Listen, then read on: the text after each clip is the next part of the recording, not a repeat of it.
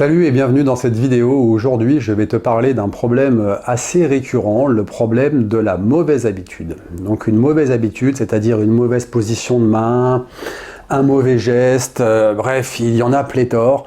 Mauvaise habitude souvent prise par les gens qui apprennent tout seuls, ou alors avec un prof qu'on n'écoute pas suffisamment, hein, ou un mauvais prof peut-être, ça sera un autre débat. Donc par rapport à ce sujet, en cours, on me pose souvent les mêmes questions, comment je tiens mon médiator, comment je mets ma main, bref, un tas de trucs comme ça, auxquels j'apporte des réponses académiques, bien évidemment, qui sont plus ou moins pertinentes malgré tout, je m'explique.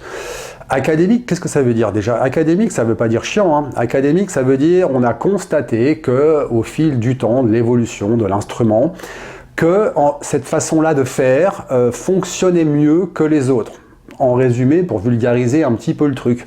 Voilà, c'est-à-dire que si tu fais comme ça, normalement, ben, ça va bien, c'est le chemin le plus court pour y arriver, mais pour la plupart des gens. Pas pour tout le monde, hein. Voilà, l'académisme ne fonctionne pas pour tout le monde. Il ne faut pas confondre une mauvaise habitude avec une façon différente de faire, mais qui fonctionne. Je prends l'exemple de Pat Metheny, guitariste de légende du jazz. Tu regardes comment il tient son médiator, comment il met sa main droite, son mouvement de main droite, c'est n'importe quoi. C'est une hérésie par rapport à l'académisme. Tu te dis, tu peux pas jouer comme ça. Et pourtant, le mec, c'est un monstre. Voilà. Donc, tu vas pas aller le voir. Moi, en tout cas, j'irai pas lui dire, dis donc, bah, c'est pas mal, mais ta main droite, ça va pas du tout, Pat. Hein, alors que le mec, il a un niveau que j'aurai jamais, hein, que la plupart d'ailleurs des gens n'auront jamais. Voilà. Donc, il n'est pas du tout académique, mais pour autant, ce n'est pas une mauvaise habitude. Donc, moi, quand j'ai quelqu'un en cours qui a une position de main droite, de main gauche, une tenue de médiator, ce mouvement-là, cette façon de faire-là, qui est un peu parfois chelou, mais qui joue bien, c'est-à-dire que ce qu'il fait, ben, c'est bien exécuté, ça sonne bien, il n'est pas question de la remettre en cause. C'est très très différent. Parfois il me dit, ouais, mais regarde là, je vois bien que je fais pas comme toi.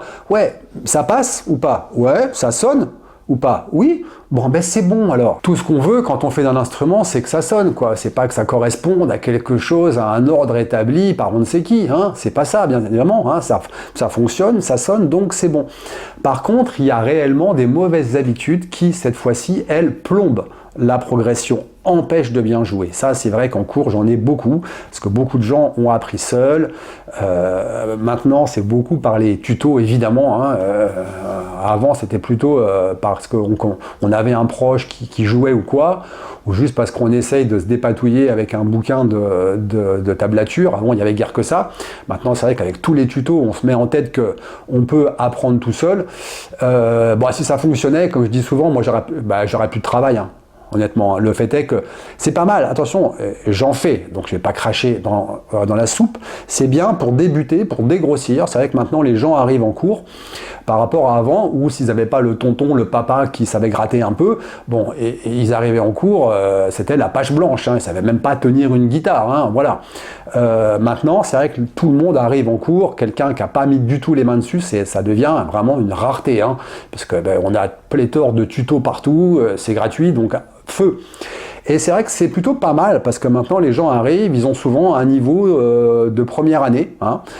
Ça fait gagner du temps. Voilà, ça évite aussi en cours les trucs un peu chiants, c'est bien.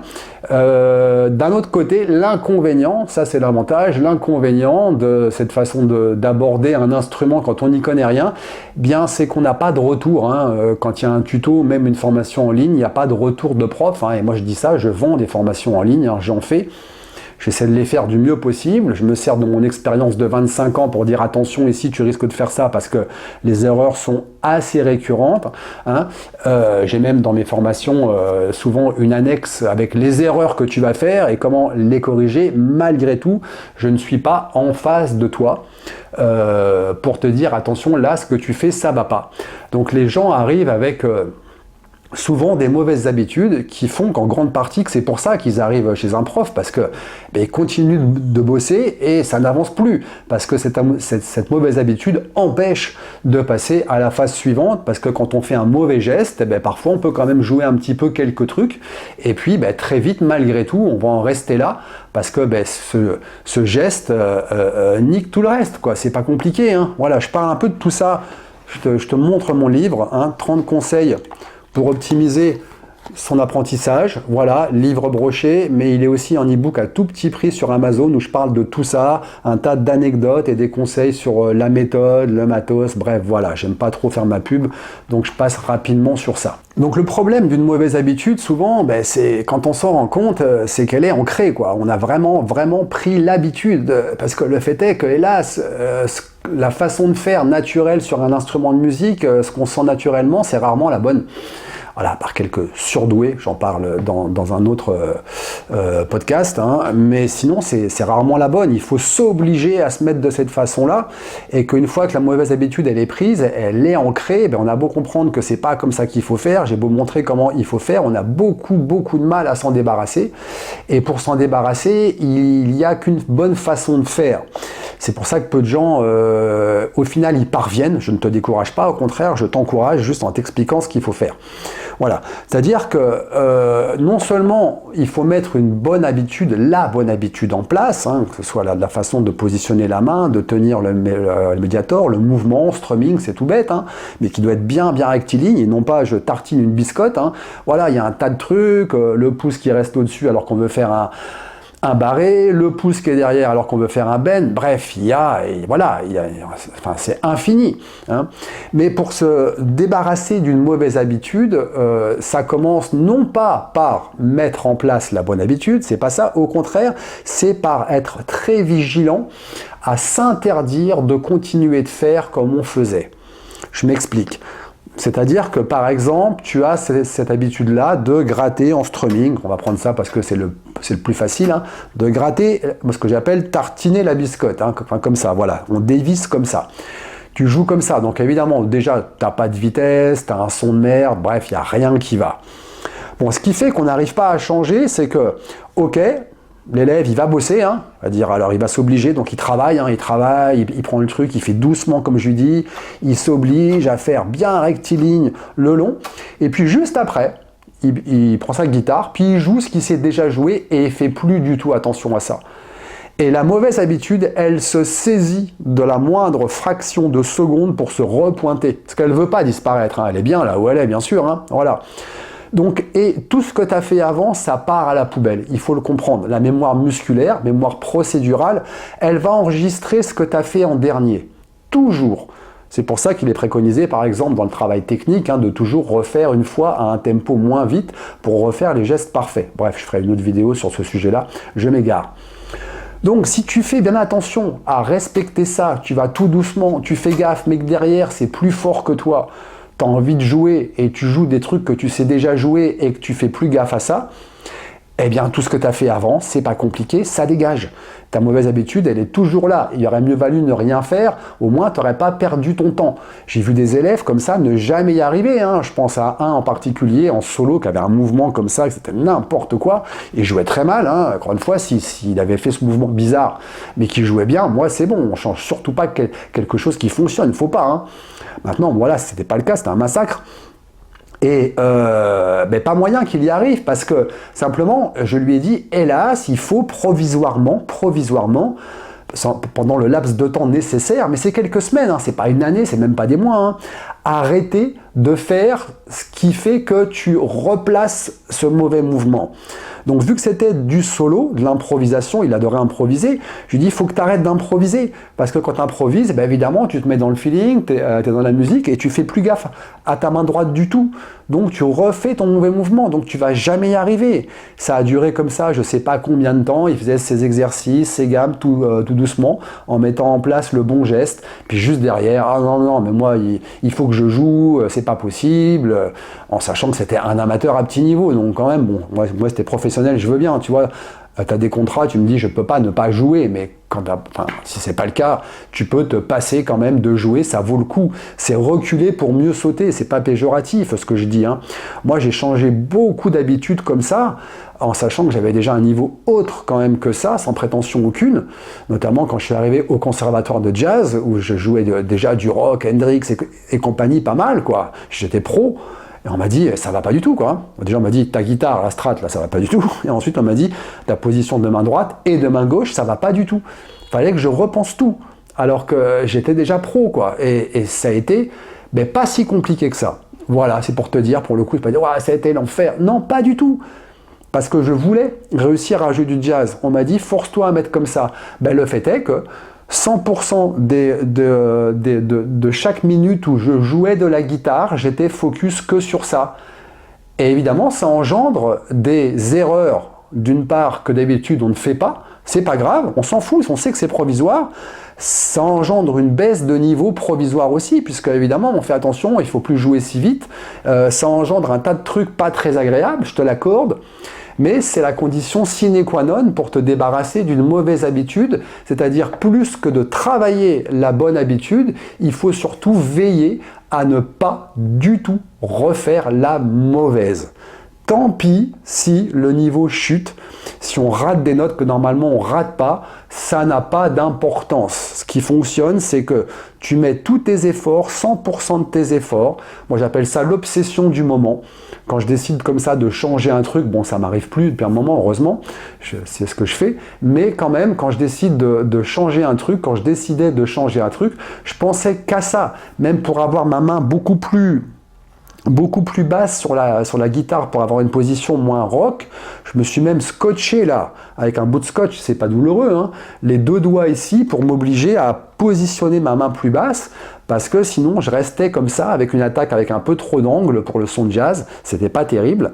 Et enfin voilà, on peut trouver comme ça des petites astuces, jouer devant un miroir, se filmer maintenant, il y a un tas de trucs comme ça, mais vraiment la mauvaise habitude, est-ce que c'est fun à changer? Non, ça c'est clair, c'est un peu relou.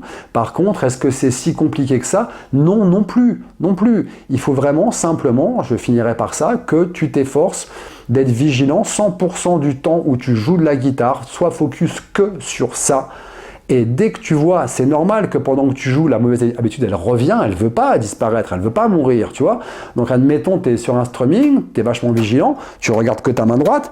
Ça aussi, c'est bête, hein, mais des fois, il dit tiens, on bosse la main droite, le mouvement, et l'élève, il joue et il est le nez sur la main gauche. Parce que ça, c'est le réflexe naturel. Non, si tu bosses ta main droite, sois le nez sur ta main droite. Quitte à ce qu'ici, ça merde un peu, hein, c'est pas grave. Voilà. Bon.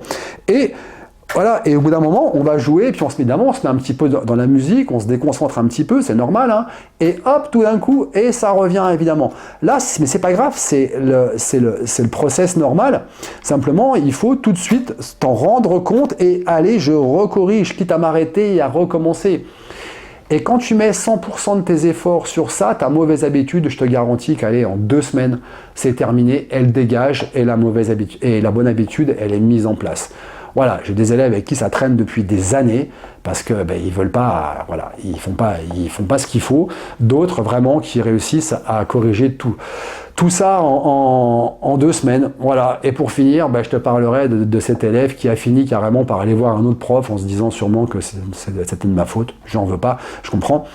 Je l'ai revu jouer sur une vidéo, je sais pas, presque 10 ans plus tard. En fait, il joue toujours pareil, hein, c'est-à-dire toujours pas très très bien parce qu'il a toujours ce mouvement pourri. Voilà, hein, donc il y a un tas de choses qui incombent au prof, mais il y a aussi quand un prof te dit de faire quelque chose, que tu sais que ce prof est bon et qui sait ce qu'il dit, essaie de le faire sans réfléchir au-delà de ça. Voilà, il y a des bonnes questions, il y a des questions superficielles. Si tu passes ton temps à remettre en question ce qu'on t'explique, ce que ton prof t'explique, j'aurais un petit conseil à te donner, c'est change de prof. Voilà, c'est-à-dire que tu ne lui fais pas confiance. Et par définition, un enseignant, il faut que tu lui fasses une confiance aveugle. Ça, c'est un des trucs que je dis à la prise de contact. On ne se connaît pas, donc ça ne va pas être facile, mais il va falloir que tu me fasses confiance et que tu fasses ce que je te dis, même si parfois tu trouves ça bizarre. Tu ne comprends pas pourquoi je te le fais faire, à tel point que moi, quand j'ai des élèves en cours, c'est encore arrivé il y a quelques années, qui passent leur temps à remettre en cause ce que je leur dis. Oui, non mais moi je crois que... Ah mais moi mes potes ils m'ont dit que je jouais bien. Bon, très vite, tu dis, écoute, tu sais quoi, tu vas faire un truc, c'est que tu vas prendre ta petite guitare et puis tu vas t'en aller et tu vas trouver un autre prof parce que tu me fais pas confiance et donc ça peut pas fonctionner. Tu as le droit de pas me faire confiance, moi je me vexe pas, moi je sais ce que je raconte, j'en prends pas du tout ombrage, c'est que juste moi en cours, j'enseigne, je sais ce que je dis, je sais ce que je fais, je sais que ça fonctionne et j'ai aucune énergie à mettre dans le fait de me justifier, encore moins maintenant qu'il y a plus de 25 ans quand j'ai commencé. Voilà, donc fais confiance. Si tu fais confiance à ton prof, fais ce qu'il te dit et force-toi. Vraiment, c'est pas évident, c'est pas naturel, c'est pas parce que tu as compris que ça va venir tout seul. Il y a une prise de tête. Mais si cette mauvaise habitude, et je finirai par ça, bloque ta progression, si c'est évident que c'est à cause de ça, parce que ça l'est souvent évident, mets tous tes efforts là-dedans, vraiment pour la corriger, mets tout en stand-by, arrête tout, focus-toi que sur ça, 2-3 semaines, et après tu reprendras ta progression dans de bonnes conditions. Voilà. Je te remercie de m'avoir écouté. Laisse ton avis en commentaire peut-être sur ton expérience, ou si tu n'es pas d'accord aussi, hein, bien sûr, moi je suis toujours pour la discussion, bien évidemment. Et si c'est pour aller mettre un petit commentaire de troll, un truc juste négatif pour essayer de créer une polémique, sache que moi sur ma chaîne il n'y a pas de polémique, parce que tous les commentaires qui n'ont aucune pertinence, qui sont juste là pour dire du mal, que ce soit de moi ou des autres, c'est masqué, supprimé, c'est pas compliqué. J'en ai pas grand chose à faire, que l'algorithme n'aime pas ça. Voilà, moi sur ma chaîne c'est du constructif, c'est du positif, comme dans mes cours. Les haters, je n'en veux pas. Sur ce, à très bientôt, salut.